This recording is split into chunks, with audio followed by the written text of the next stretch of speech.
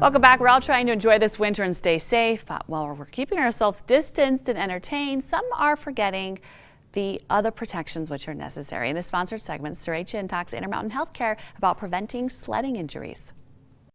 Intermountain Primary Children's Hospital seeing an alarming number of sledding accidents. We have Jessica Strong with Intermountain Primary Children's Hospital joining us now. And what are you seeing at your hospital?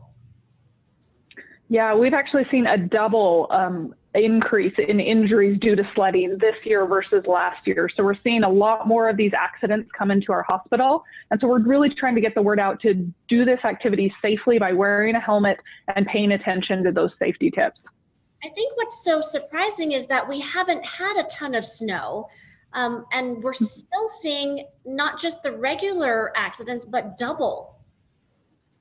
Yeah, and we actually think that that might be part of the problem because we've had such a dry winter. Those hills that kids are used to sledding on and used to having a lot of snow don't have very much. So those obstructions that might be poking through, rocks, tree branches, tree roots, those can injure you. And so we think that that might be part of it. But additionally, we're seeing a lot of these injuries where kids can be very seriously injured and they're not wearing a helmet.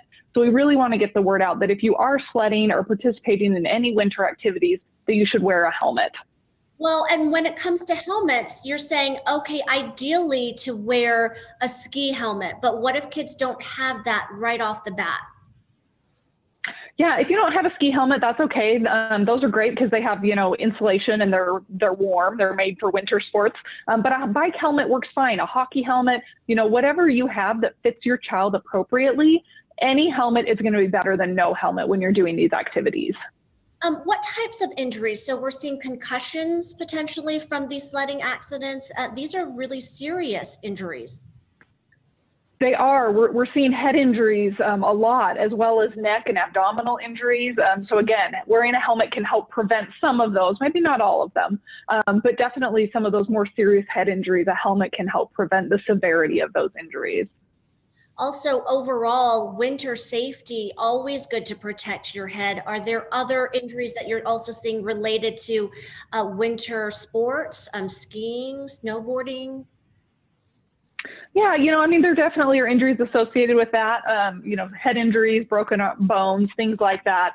But head injuries are the most serious. And so making sure that you're wearing a properly fitting helmet is really important. And when you're out sledding or skiing, make sure you're paying attention to your surroundings, look for any obstacles, and do it in a safe way. Well, and a big one is obviously if you're skiing or sledding near the roadway, always be careful if it's in a driveway too. Yeah, absolutely. As you're looking for a place to sled, make sure that you're not ending at the bottom of the hill into, traffic, a road, into the street, or that again, don't have any obstacles at the bottom of the hill as well, to, prevent injuries or collisions. Jessica Strong with Intermountain Primary Children's Hospital. Thank you so much for this great reminder to help and keep our children safe while they're out having fun. For more information, go to primarychildrens.org/safety. Thanks again.